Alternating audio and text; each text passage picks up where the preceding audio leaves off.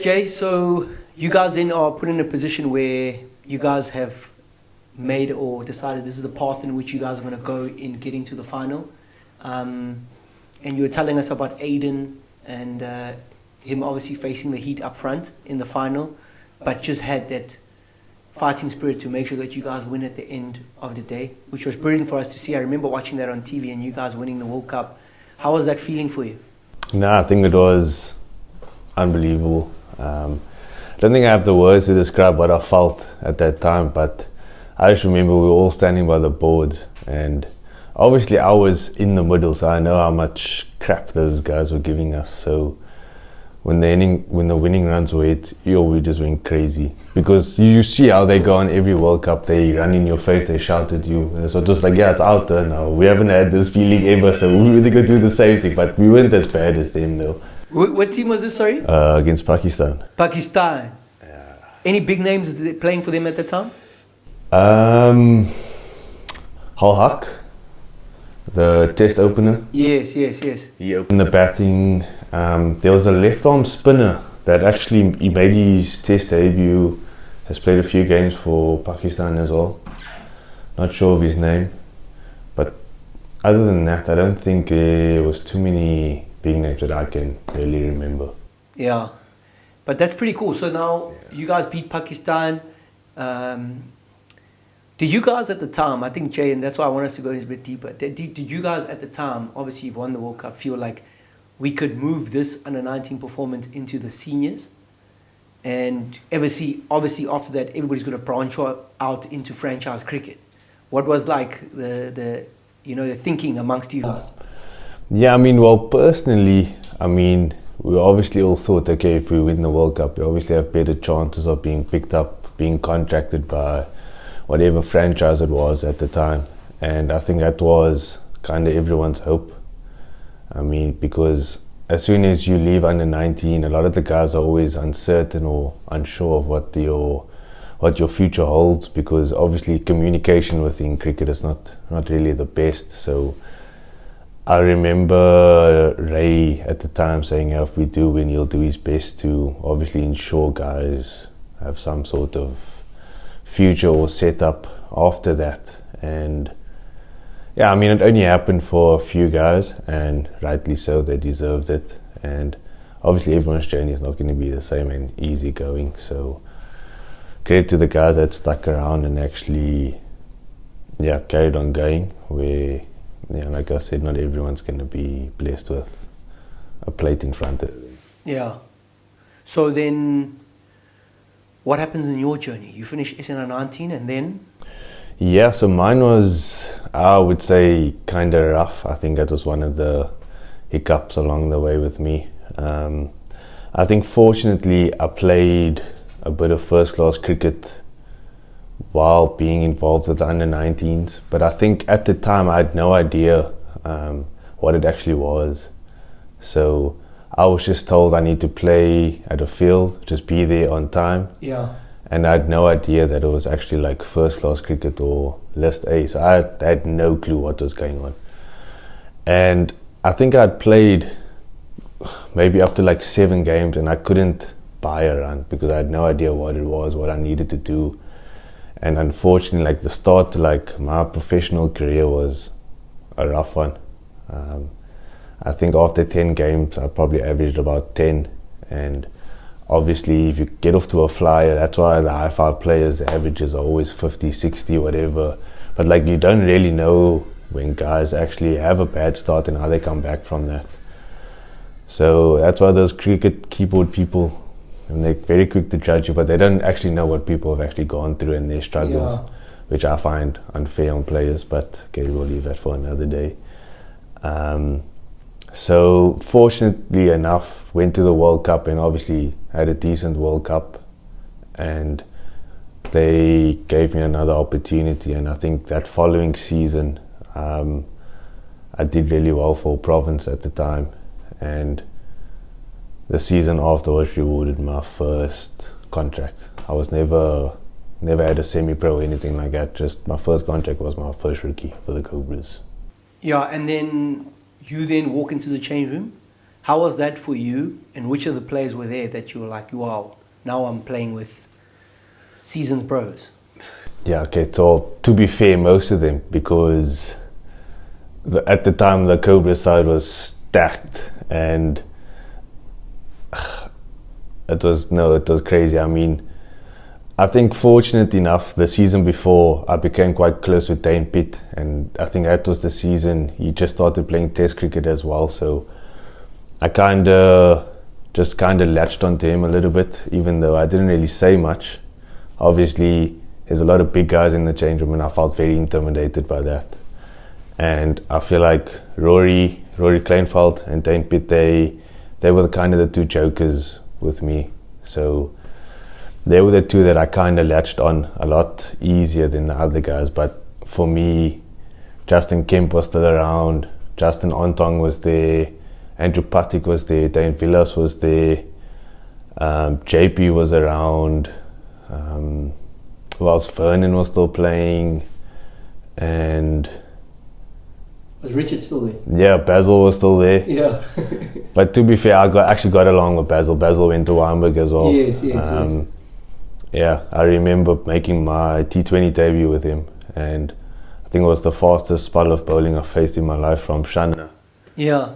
And he was like, "No, you'll be fine." Faced my first ball flew past me, and I was like, "Nah, I feel like I can today." I'm actually not gonna be fine. Nah, Richard, please help me. So luckily, second ball he bounced me, I ducked, keeper palmed it away, and Then you guys, yeah. got me a strike, and then I thanked him for that, because he was facing it like it was too easy for him. I was like, "How are you doing this?" So he was around, and I don't know who else, but the change room was stacked. Yeah. Umpi was around at the time, Ramela. Yes, Ramela, yeah. Yeah. I'm sure more will come around. Yeah. No, that's proper. So, I always ask guys that come into a change room with such players is, how did you feel? Obviously, you said that, you lashed on to Dane and Rory. But were you like overwhelmed, or did you feel calm, or do you feel at home or in place amongst those guys? And how did you find your feet? Yeah, I think that's, for me, I'm obviously at the time I was a very quiet, reserved guy. And I think what kind of helped my situation was myself, Zubair Hamza and George Linder. It was we all got our first professional contract at the same time. So we all got to experience that together. So it wasn't too overwhelming, but in a sense, we didn't feel like we could be who we really wanted to be, because Zubair as well, he went to a boys' school, so we always have that level of respect for guys that are older, well, our seniors in a sense. So we were never ever going to challenge them, and I think that's kind of the era that we grew up playing. The senior guys were the senior guys, so what they say you do. And that can be intimidating for a lot of guys, and yeah, I think that's just what we just had to go through, and we kind of accepted that. So we had each other at least, so I think that kind of helped. Yeah, I just want to take you back, Jay. You were, I don't know what team you're involved in at the time, but I'll never forget Jason Smith, Maritzburg Oval, plays this shot that I've never seen in my life, because I remember that year I was involved with Northerns, and we won the Africa Cup. But there was this Jason Smith boy who played this, I think it was a front foot over point. It went into the into the pavilion, and everybody said the next big thing, Jason Smith. Tell us about those times, because I think you were a very good stroke player at that time, and I think you were just contracted at that time, and there was massive hype around Jason Smith. Tell us about that time. Was that the time I'm talking about? Yeah, okay. To be honest, that was actually a really good time. I'd just come back from National Academy, so I had I would say a really good National Academy. I mean, we played against Sri Lanka in Poch, and in Turks we had a ODI thing there against the USA side, the SA USA side, and I had a really good series, both 1-day and 4-day game. So like things were just going well. Like I can't really like explain like what mindset I was in, but I was enjoying my cricket, so like things were just literally coming naturally to me. And just for that game, for example, we played against Inland in the 3-day final for Province, and I just remember those guys just giving myself into be just shit for no reason. That's how Inland wanted to play the game, so I was like, okay, the next time I get you guys, I'm coming for it. So then, unfortunately for them, they were on the receiving end that side, but I was out for vengeance that game. Basically. But yeah, like I said, I think at that time I was actually really enjoying my cricket, and I didn't really think much of the game. I was obviously a youngster, just got my first professional contract, and I was literally just enjoying what I was doing. And yeah, I mean, I just worked with Shooks for the first time, and he was like, just go out and play. And I think I found that during that little time period. Yeah, that's proper. Like, I remember clearly, it was like, yes, this guy's hands, and it was good to see. And then Jay, you found your feet now in the Western Province side, Cobras. And tell us about the time there. How many seasons were you there, and how was that journey for you? Yeah, so I would say my journey was up and down. I think I was there for about 6 seasons, and yeah, I mean, it was quite tough for me because they were called the Cobras at the time, and there was always lots of big players around. And I think, unfortunate for me, I was always kind of the scapegoat for when the bigger players were allowed to play for us. So I was always the guy to miss out first when they were back. So I really struggled with dealing with that. And yeah, there was nothing I could really do about it because I was putting in performances, but unfortunately I would just have to understand that they're the pro tour guys, they're the bigger guys, you're going to have to make way for them. And obviously it happened throughout most of my time there.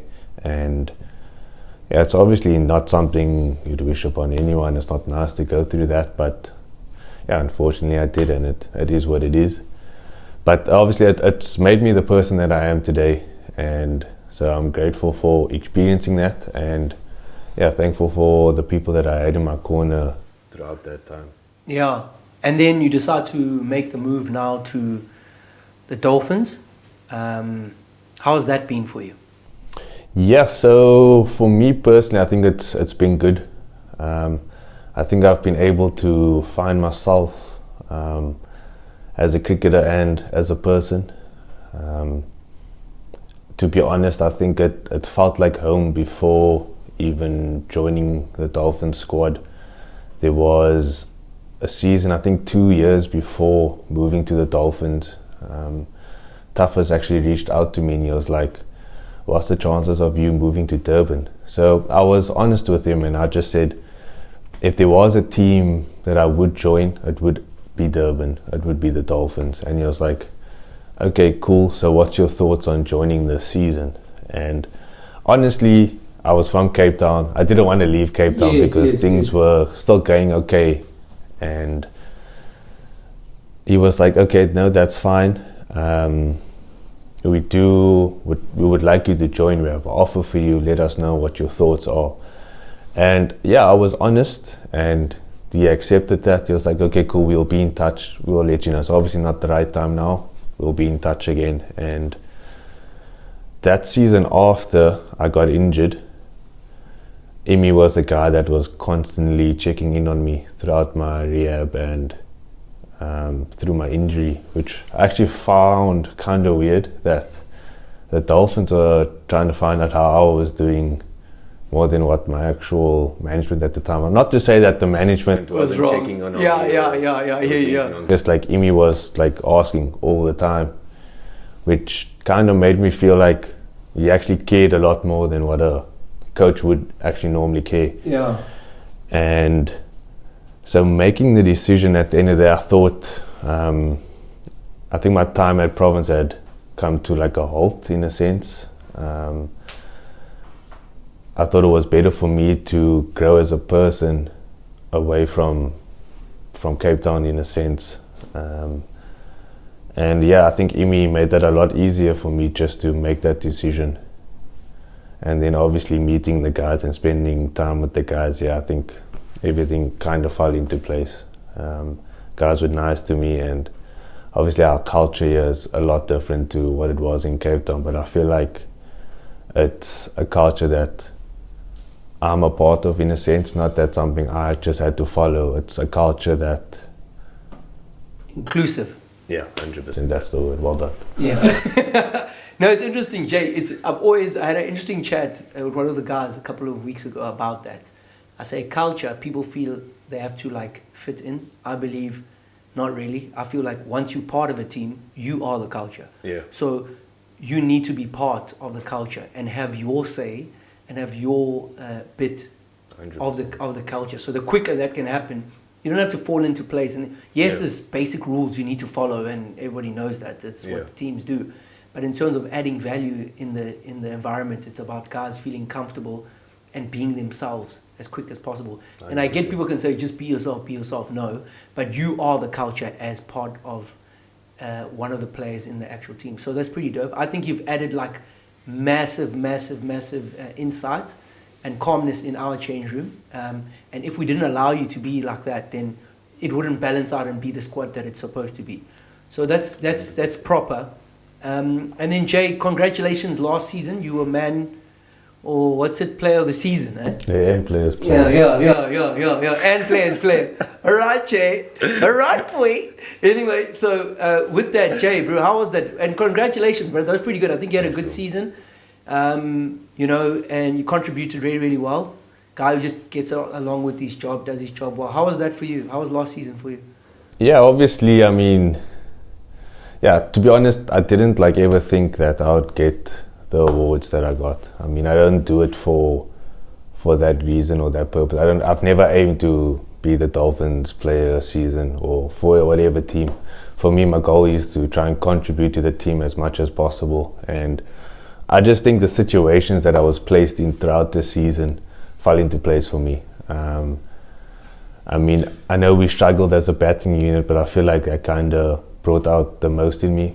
I mean, a lot of us are still trying to find our feet, especially playing in Durban. We get tested with different challenges every game.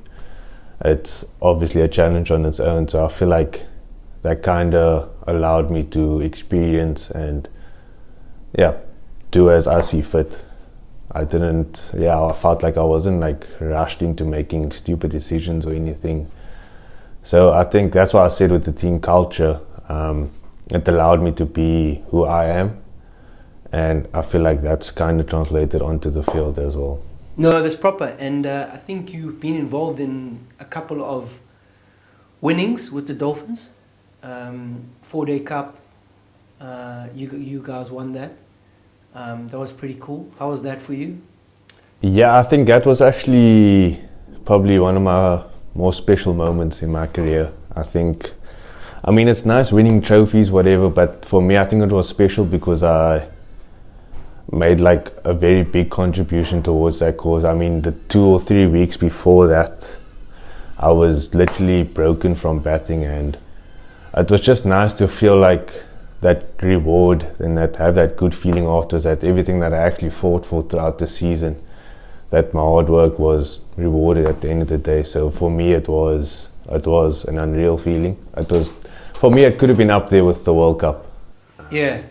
It just felt like, I don't have words to describe, but the reward, I don't know, but it just felt too good. So wrapping up.